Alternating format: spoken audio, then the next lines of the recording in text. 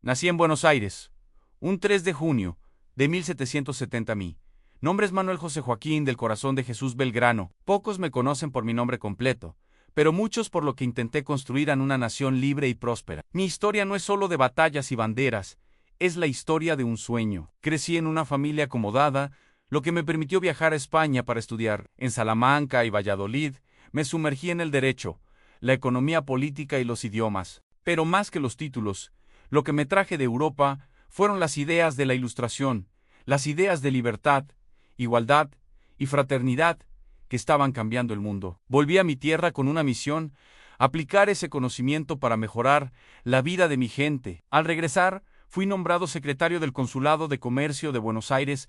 Desde ese puesto, luché incansablemente por modernizar la economía, propuse la creación de escuelas de agricultura, de náutica, de dibujo, fomenté el libre comercio y la industrialización. Soñaba con un virreinato que no dependiera solo de la plata de Potosí, sino del ingenio y el trabajo de sus habitantes. Mis ideas eran revolucionarias para la época, y muchos me miraban con desconfianza. Pero yo sabía que la verdadera riqueza de un pueblo está en su educación y en su capacidad de producir. Luego, el destino me puso un uniforme. Las invasiones inglesas de 1806 y 1807 nos despertaron. Descubrimos que podíamos defendernos solos, sin la ayuda de una España lejana y debilitada. Sentí el llamado del deber, y aunque no era militar de carrera, me uní a las milicias para defender mi ciudad. Esa experiencia me transformó. Comprendí que la libertad no se pide, se conquista. El 25 de mayo de 1810 fue un día que cambió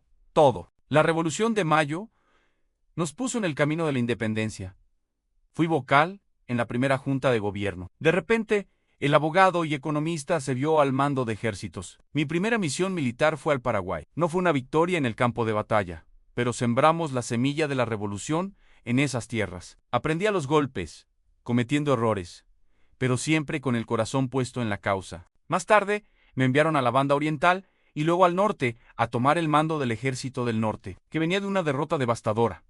La situación era desesperada. Teníamos pocas armas, pocos hombres y la moral por el suelo, pero no podíamos rendirnos. Fue allí, a orillas del río Paraná, en la actual ciudad de Rosario, donde sentí la necesidad de darnos una identidad, un símbolo que nos uniera y nos diferenciara del enemigo. Por eso, el 27 de febrero de 1812, creé una bandera con los colores de la escarapela, celeste y blanco. La hice jurar por mis soldados, para que lucharan por algo más que un territorio, para que lucharan por un ideal. El gobierno de Buenos Aires, en ese momento, no aprobó mi decisión. Temían que fuera un paso demasiado audaz hacia la independencia total. Me ordenaron guardarla, pero yo sabía que esa bandera ya había nacido en el corazón de los patriotas. En el norte, la amenaza realista era inmensa. Ante el avance de un ejército muy superior, tomé una de las decisiones más difíciles de mi vida: ordenar el éxodo jujeño. Le pedí a todo un pueblo que abandonara sus hogares,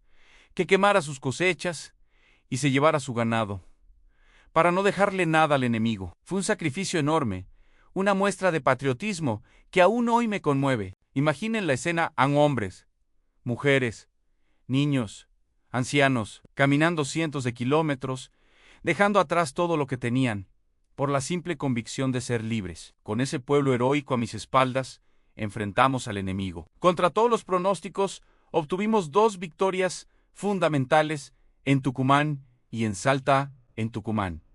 La batalla fue casi un milagro. Desobedecí la orden de retroceder hasta Córdoba y decidí dar pelea. Le recé a la Virgen de la Merced y luchamos con una valentía que sorprendió a los realistas. En Salta, logré una victoria táctica brillante que aseguró el control del norte por un tiempo. Esas batallas demostraron que la voluntad de un pueblo unido puede más que la fuerza de un ejército profesional. Pero la guerra es cruel y cambiante. Más tarde, sufrí derrotas dolorosas en Vilcapugio y Ayohuma. Esas caídas me pesaron enormemente. No hay nada más duro para un comandante que ver a sus hombres caer. Sentí el peso del fracaso, pero nunca el de la rendición. Entregué el mando a José de San Martín, un militar de carrera excepcional, y me puse a su disposición. Supe reconocer que él era el hombre indicado para continuar la lucha en el norte. Mi misión entonces cambió de escenario. Fui enviado a Europa en una misión diplomática junto a Bernardino Rivadavia. El objetivo era conseguir apoyo para nuestra independencia, o al menos el reconocimiento de alguna potencia. Allí vi de cerca la restauración de las monarquías después de la caída de Napoleón. Comprendí que la idea de una república era vista con mucho recelo. Por eso, a mi regreso, propuse en el Congreso de Tucumán una monarquía constitucional, moderada, con un descendiente de los incas en el trono. Quería unir nuestro pasado indígena con un futuro moderno, crear un gobierno que representara a toda nuestra América. Mi idea fue ridiculizada por muchos en Buenos Aires, que solo miraban a Europa, pero yo creía en una patria grande, una patria sudamericana. El Congreso de Tucumán finalmente declaró la independencia el 9 de julio de 1816. Sentí una alegría inmensa. Tantos sacrificios, tantas vidas perdidas, finalmente tenían su fruto. Fue el día en que nuestro sueño se hizo formal, se hizo promesa ante el mundo.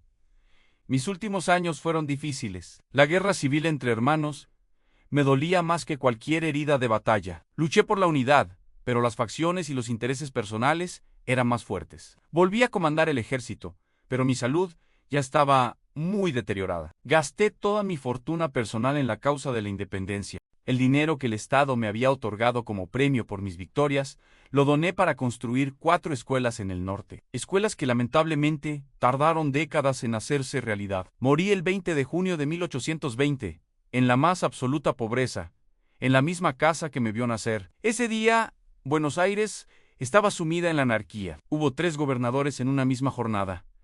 Mi muerte pasó casi desapercibida. Solo un periódico se acordó de mí, pero no me fui con rencor. Me fui con la esperanza de que las semillas que había plantado algún día germinarían. La bandera que creé, la educación que defendí, la industria que promoví, el sueño de una patria justa y unida. Esa fue mi vida, mi lucha. Hoy, cuando vean ondear la bandera celeste y blanca, recuerden que no es solo un paño, es el símbolo de un sueño.